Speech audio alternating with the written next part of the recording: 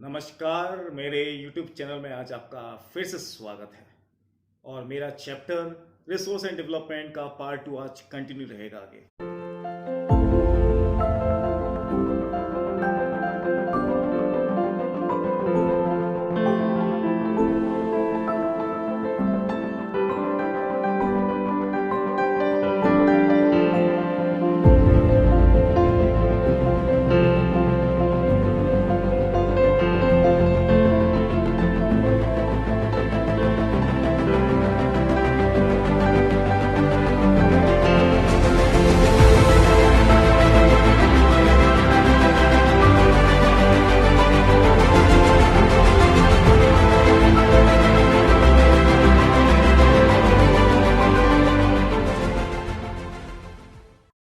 तो जैसे कि कल तक हमने पढ़ा था कि क्या रिसोर्स होता है, व्हाट आर इट्स क्लासिफिकेशंस, और हमने पढ़ा था development of resource, planning of resource और कंजर्वेशन ऑफ रिसोर्स। तो हमने एक टॉपिक कंप्लीट कर लिया था रिसोर्स का, लेकिन आज रिसोर्स का हम एक एग्जांपल से शुरुआत करते हैं। आप जानते हैं हमारे इस धरती पर सबसे इंपॉर्टेंट रिसोर्स क्या अवेलेबल अभी? ऐसा सारी चीज इंपॉर्टेंट है, लेकिन मैंने नाम ही बोल दिया आपके सामने, लैंड सबसे इंपॉर्टेंट रिसोर्स में आता है। अब कहेंगे कैसे? जरा आप फील करके देखो, शायद आपको रियलाइज होगा कि 95% of our needs are fulfilled by land. 95%। जरा सोचिए, हमारी इकोनॉमिक एक्टिविटी कहां होती है सारी? ह्यूमन लाइफ कहां पर है? वाइल्ड लाइफ कहां पर है? फॉरेस्ट कहां पर है? ट्रांसपोर्ट कहां पर है? कम्युनिकेशन सिस्टम कहां पर है? ये सब जमीन पे है। That means land is most important resource. अगर ये नहीं होगा तो रिसोर्स हमारा ही औचित्य नहीं है इस वर्ड में। ओके, तो लैंड को हम पढ़ते समय हम बात करते हैं what are different types of land. जरा ध्यान से समझना, लैंड 3 टाइप्स की हमारे इंडिया में, plain lands, mountains and plateaus. और आपको पता होगा 43% एरिया जो है वो प्लेन्स में है। 43% एरिया, 30% एरिया जो है वो हमारे माउंटेन्स में आता है और 27% एरिया जो है वो प्लेट्यूज में है। ये हमारे देश में डिफरेंट लैंड फीचर्स है और लैंड फीचर्स के हिसाब से ही वहां पर बायोडाइवर्सिटीज पाई जाती हैं, इकोलॉजिकल बायोडाइवर्सिटीज। चलिए आज हम बात करते हैं कि हम एक लैंड का क्या क्या यूज कर सकते हैं। सबसे पहला यूज जो हम लैंड का कर सकते हैं ना, वो है फॉरेस्ट। आपका हेडिंग दी हुई है लैंड यूटिलाइजेशन। जरा ध्यान से देखना उस टॉपिक को अगर आप समझ गए तो आने वाला land use pattern India topic आपको पूरा याद हो जाएगा। इसलिए जरा ध्यान से समझना उस टॉपिक को। हम बात कर रहे थे लैंड यूटिलाइजेशन में, सबसे पहला पॉइंट आपका फॉरेस्ट। ओके, सेकेंड पॉइंट आता है land not available for cultivation. शायद ये टॉपिक आपको पता होगा कि ऐसी जमीन भी हमारे देश में मौजूद हैं जहां पर खेती बाड़ी नहीं हो सकती है। अब जैसे कौन कौन सी एरियाज होते हैं ऐसे जहां पे रोड्स बन चुकी हैं, रेलवेज बन चुकी हैं, जहां पे इंफ्रास्ट्रक्चर डेवलपमेंट हो चुका है, क्या वहां पे दोबारा से खेती बाड़ी हो सकती है? नहीं हो सकती। जहां पे बैरन लैंड्स हैं, वेस्ट लैंड है, वो भी जमीन खराब हो चुकी है। तो land not available for cultivation. तीसरा पॉइंट जो आता है अदर अनकल्टीवेटेड लैंड। इसका मतलब यह है कि हमारे पास लैंड है बट हम उसे कल्टीवेट नहीं कर रहे हैं। जैसे कि फॉर एग्जांपल पेस्चर लैंड्स या ग्रेजिंग लैंड्स, जानवरों को चराने के लिए जो जगह छोड़ दी जाती है वो जगह, या फिर वो जगह जहां पर हमने बाग वगैरह लगा रखे हैं, ग्रूव्स वगैरह लगा रखे हैं, वो जगह, या फिर एक होती है वो जमीन जो हमने 5 साल से ज्यादा हो गया है जिसे हम दूसरे काम में ले रहे हैं। अब इसका एग्जांपल आप जरा ध्यान से समझना। इसे कहते हैं कल्टीवेबल वेस्टलैंड। वेस्टलैंड है, कल्टीवेशन हो सकती है, नहीं करते, और ये 5 साल से ज्यादा हो चुका है। इसे इस तरीके से फॉर एग्जाम्पल अगर हम बात करते हैं चीज को लेकर, जैसे आपने देखा होगा कहीं मेला वगैरह लगते हैं तो वो जमीन फिक्स होती है उनके लिए कि हर साल आएंगे और यही मेला लगाएंगे। या फिर कभी कभी ऐसा होता है कि जहां पर वीकली मार्केट्स लगते हैं, तो वो जमीन जो है ऐसी भी होती है कि जहां पर खेती बाड़ी नहीं हो रही है कई सालों से, 5 साल से ज्यादा हो जाता है, तो कल्टीवेबल वेस्टलैंड हो जाता है वो हमारा। ओके, चलिए नेक्स्ट टॉपिक की हम बात करते हैं। इसमें जो नेक्स्ट टॉपिक है वो हमारा फेलो लैंड आता है। फेलो लैंड का मीन्स होता है कि वो जमीन जो हमने जानबूझ के छोड़ रखी है ताकि वो अपनी फर्टिलिटी दोबारा से गेन कर सके। इसके दो पार्ट हैं, current fellow and other than current fellow. Current fellow वो जमीन है, देखो नाम से पता है करेंट जो अभी की चल रही है, वो जमीन जहां 1 साल तक कोई खेतीबाड़ी नहीं हुई। क्यों नहीं हुई? क्योंकि वो जमीन अपनी फर्टिलिटी दोबारा गेन कर सके, इसलिए खाली छोड़ दिया है उसे। जो सेकंड टाइप ऑफ लैंड होती है वो है हमारी अदर देन करेंट फेलो, और ये वो जमीन होती है जो हमने 1 से लेकर 5 साल तक खाली छोड़ रखी है। क्यों? Similar reason, to gain its fertility, वो जमीन अपनी फर्टिलिटी गेन कर सके। ओके, चलिए ठीक है। इसके बाद हमारा नेक्स्ट टॉपिक है, नेक्स्ट पॉइंट है इसमें हमारा नेट सोन एरिया। देखो net sown area, gross crop area, बड़ा कंफ्यूजन होता है बच्चों को, सिर्फ ध्यान से समझना। नेट सोन एरिया वो एरिया होता है जहां पर केवल एक बार खेती बाड़ी करी गई है 1 साल में। ओके, लेकिन वो जमीन जहां पर एक बार भी करी गई हो, फिर एक से ज्यादा बार भी करी गई कहीं, उन सब कुछ हम प्लस कर देते हैं ना, तो ग्रॉस क्रॉप्ड एरिया निकल के आता है वो हमारा। मेरे हिसाब से आपको ये समझ में आया होगा। नेट सोन एरिया जहां पर एक बार, और सारी खेती बाड़ी जहां पर एक बार भी हो, एक से ज्यादा बार भी हो, तो वो मिला दिया जाए तो क्या बन जाता है? ग्रॉस क्रॉप्ड एरिया बन जाता है। चलिए नेक्स्ट टॉपिक है, मैंने अभी आपको बताया था कि इससे आप समझ जाएंगे लैंड यूटिलाइजेशन इन इंडिया। जैसे मैंने अभी आपको ये 5 पॉइंट समझाए थे जो हम अपनी जमीन को यूज करते हैं जिस तरीके से, फॉरेस्ट का, other uncultivated land, land not available for cultivation, fellow lands and net zone area. आप जानते हैं कि हमारे इंडिया के पास कितनी जमीन है? टोटल लैंड कितना है? टोटल एरिया इंडिया का 3.28 मिलियन स्क्वायर किलोमीटर का एरिया है हमारे इंडिया के पास। और हमारे पास इसमें हम जो लैंड का यूटिलाइजेशन कर रहे हैं वो कैसे कैसे कर रहे हैं, वो उसका केवल 93% का रिकॉर्ड है हमारे पास। 7% are not able to be served because of some reasons behind that. Mostly these lands are situated near the borders of China और पाकिस्तान, उनका सर्वे नहीं किया सकता, इसीलिए 93% एरिया का रिकॉर्ड है हमारे पास।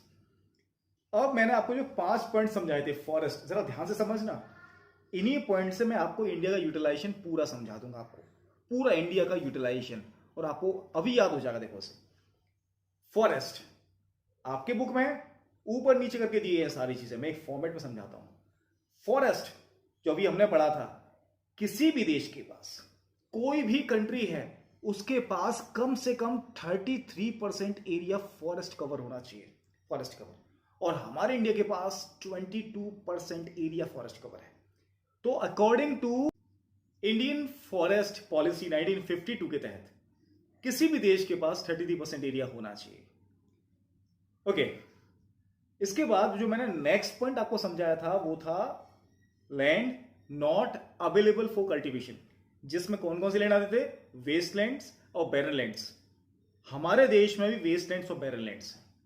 कैसे? आप जरा को देखिए, राजस्थान में डेजर्ट एरियाज हैं, क्या वहां पे एग्रीकल्चर प्रॉपर हो सकती है? नहीं हो सकती। सेकंड बात करते हैं रॉकी एरियाज, पहाड़ों के आसपास के जो फुट हिल्स ऑफ हिमालयाज हैं, ज्यादातर रॉकी एरियाज हैं, वहां पे नहीं हो सकती।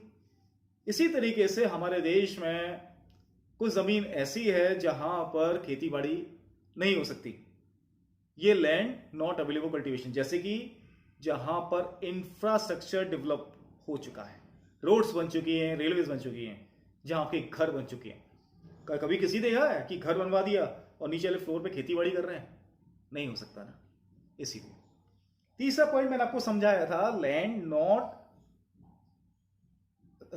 अदर अनकल्टिवेटेड लैंड, मतलब कल्टीवेशन को छोड़े कुछ और कर रहे हैं उस पर, जैसे ग्रेजिंग और पेस्चर लैंड्स। हमारे देश में भी जानवरों को चराने के लिए बहुत सारी जगह हैं, लेकिन पता है वो जगह अब कम होती चली जा रही हैं, और वो जगह कम हो रही हैं जिसकी वजह से हमारे देश की जो ह्यूज कैटल पॉपुलेशन, उनके सामने खाने की कमी आ गई है तो है, अब क्या कर सकते हैं। फिर मैंने आपको बताया था फेलो लैंड और नेट सोन एरिया, ये दोनों मिला के बताऊंगा मैं आपको। देखो हमारे देश में बहुत सारी जमीन ऐसी है जहां पर 2 या 3 साल में हम केवल एक ही बार एग्रीकल्चर करते हैं। We are cultivating many much of the land twice और थ्राइस, वंस वंस इन 2 और 3 ईयर। बहुत सारी जमीन है, लेकिन चलो मान लेते हैं कि वहां पर हम साल में एक बार खेती बाड़ी करते हैं, मतलब नेट सोन एरिया है वो, एक बार खेती बाड़ी करते हैं। तो पता हमारे देश का नेट सोन एरिया कितना निकल के आता है? 54% निकल के आता है। नेट सोन एरिया हर एरिया का अलग होता है। जहां पर जमीन ज्यादा है वहां पे नेट सोन एरिया ज्यादा होगा, जहां पे जमीन कम होगी वहां पे नेट सोन एरिया कम होगा। मेरे हिसाब से आपको ये 4-5 पॉइंट क्लियर हुए। फॉरेस्ट 33% होना चाहिए, 22% है। सेकेंड मैंने आपको समझाया था लैंड नॉट अवेलेबल कल्टीवेशन, इसमें डेजर्ट भी आते हैं, रॉकी एरियाज भी आते हैं और इंफ्रास्ट्रक्चर डेवलपमेंट भी आता है। तीसरा मैंने आपको बताया था land available other uncultivated lands में, पेस्चर लैंड्स और ग्रेजिंग लैंड्स हमारे देश में कम हो रहे हैं। और फिर फेलो लैंड्स बताया था कि ऐसी जमीन है जहां पे 2 या 3 साल में एक बार खेती बाड़ी करते हैं। फिर नेट सोन एरिया मान लो, उन्हें भी हमने मान लिया कि चलो एक बार खेती बाड़ी करते हैं वहां पे हम, लेकिन कितना निकल गया? 54% निकल के आया। तो ये था। और आपको इस बात को जानकर बहुत ज्यादा दुख हुआ कि हमारे देश में बहुत ज्यादा एरिया आज इन प्रॉपर तरीके से यूज करने से, अनमेजर्ड तरीके से यूज करने से डिग्रेड हो गया है। डिग्रेड तो समझते होंगे आप, खराब हो गया है। डिग्रेड का तरीका A grade, B grade, C grade और डी ग्रेड, खराब होती आ रही है। तो इसी तरीके से हमारी जमीन भी खराब होती चली जाती है। और आपको पता है 1 lakh near about 130 million hectares of land हमारे इंडिया में जो है ना वो डिग्रेड हो गई है। डिग्रेड, जिसमें से 28% जो एरिया है ना वो फॉरेस्ट एरोडेड एरिया है, मतलब हमने फॉरेस्ट इतने खत्म कर दिए हैं। और 56% जो एरिया है ना वो वाटर एरोडेड एरिया है, बहते हुए पानी ने वो एरोड कर दिया है। और बचा कुचा जो एरिया खराब हुआ है ना वो सैलाइन और एल्कलाइन डिपॉजिट की वजह से हुआ है। अब ये क्या होता है, जैसे मान लीजिए किसी जगह पानी जमा हो गया और वो जमा पानी हो गया तो देखा होगा कई बार वो पानी हट जाता है तो एक वाइट लेयर सी आ जाती है ऊपर, मतलब एक तरीके से सॉइल में हल्का सा एसिड पहुंच जाना, एसिड पहुंच जाना, या फिर सैलाइन और एल्कलाइन एक तरीके से हल्का सा नमक आ जाना, जिससे सॉइल खराब भी हो जाती है। ये वो कारण है जिसकी वजह से हमारे देश में सॉइल खराब हुई। और सबसे बड़े कारण तो हम लोग हैं ना, हम फॉरेस्ट काटे, हमने डिफॉरेस्टेशन किया, ओवरग्रेजिंग हमने करवाई, माइनिंग हमने करी, तो सब बर्बाद हुआ। अब मैं इनसे एग्जांपल समझाता हूं आपको, जरा देखना। आपको ये एग्जांपल्स पता होंगे, एमपी, झारखंड, छत्तीसगढ़, उड़ीसा, यहां पे बहुत सारे मिनरल्स पाए जाते हैं, मिनरल्स की खदानें हैं। लेकिन जरा आप दूसरा इसका नेगेटिव पॉइंट देखना, खदानों का मतलब यह है कि वहां पे माइनिंग होती होगी, और जहां माइनिंग होती है वहां पे जमीनों को खोद दिया जाता है, और जहां जमीनों को खोद दिया जाता है वो जगह खाली छोड़ दी जाती है और वहां पर जमीन खराब हो जाती है। तो ये वो एरियाज है जहां पे जमीन माइनिंग की वजह से खराब हुई। राजस्थान और गुजरात की बात करते हैं, यहां पर ओवरग्रेजिंग की वजह से जमीन खराब हुई है। ओवरग्रेजिंग, ज्यादा ग्रेजिंग हुई, क्योंकि पहले क्या था कि इंडिया पाकिस्तान जब एक थे ना तो यहां के जो पेस्टोलिस्ट थे वो इधर उधर ट्रांसफर होते रहते थे, सर्दियों में वहां, गर्मियों में यहां, तो ग्रो होने का मौका मिल जाता था वेजिटेशन को। लेकिन जब से बंटवारा हो गया वो एक जगह खेती बाड़ी, मतलब वहीं पर ग्रेजिंग होती रही, जिससे क्या हुआ, ओवर ग्रेजिंग हुई और वो जमीन खराब हो गई। तीसरा तरीका, तीसरा जो हमारा है वो हमारे एग्जाम्पल है यूपी, पंजाब और हरियाणा। यहां पे सबसे ज्यादा एग्रीकल्चर होती है। और हमारे देश के किसानों की एक आदत देखी होगी आपने, पूरे खेत को पानी से भर देते हैं। मैंने बताया था पानी यहां डिपॉजिट होता है, वहां पे सैलाइन और एल्कलाइन आना शुरू हो जाता है। तो यहां पर वजह यही थी, सैलाइन और एल्कलाइन डिपॉजिट होने की वजह से जमीन डिग्रेड होती चली गई। अब चलिए इसके बाद मैं आपको एक चीज और समझाता हूं, बहुत इंटरेस्टिंग चीज है। आपने देखा होगा कि कई सारी इंडस्ट्रीज ऐसी हैं जो पाउडर बनाती हैं, सीमेंट्स बनाती है, क्रीबिक्स मतलब ये टाइल्स वगैरह बनाती हैं। आपको पता है ये पत्थर पीस के बनाई जाती हैं। They had to grind the stones, big big stones. Big stones की बात छोड़िए, एग्जांपल देखना एक, कभी भी किसी आटा चक्की पे जाके देखना तो उसकी खिड़की, पर्दे, जो भी डोर्स वगैरह होंगे सब जगह आटा लगा होगा। That means a small size machine जो होती है वो भी आसपास एरिया में डस्टिंग पैदा कर सकती है। जब इतने बड़े बड़े पत्थर पीसे आते हैं तो उसका रिजल्ट क्या होता है? Huge dust which settle down on the ground two miles around the industry, in a miles area around the industry. अब वो क्या होता है, जब वो जमीन पे बैठ गए सीमेंट वगैरह बनाने वाले तो ऊपर एक लेयर बना लेते हैं, और जब वो लेयर बन जाती है ना तो एयर की और वाटर की सप्लाई अंदर कट हो जाती है, वो जमीन कैसी हो जाएगी? डिग्रेड हो जाएगी।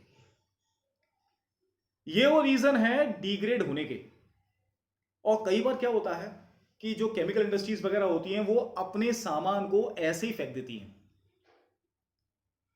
सामान फेंकने का मतलब केमिकल आ गया जमीन पर, जमीन पे केमिकल आने का मतलब ये हो गया कि दो नेगेटिव पॉइंट्स। जमीन तो खराब होगी ही होगी, जब बारिश पड़ेगी तो क्या होगा? वो केमिकल उस बारिश की बूंदों मिल जाएगा और अंडरग्राउंड जाकर हमारे अंडरग्राउंड वाटर को भी कंटेमिनेट कर देगा।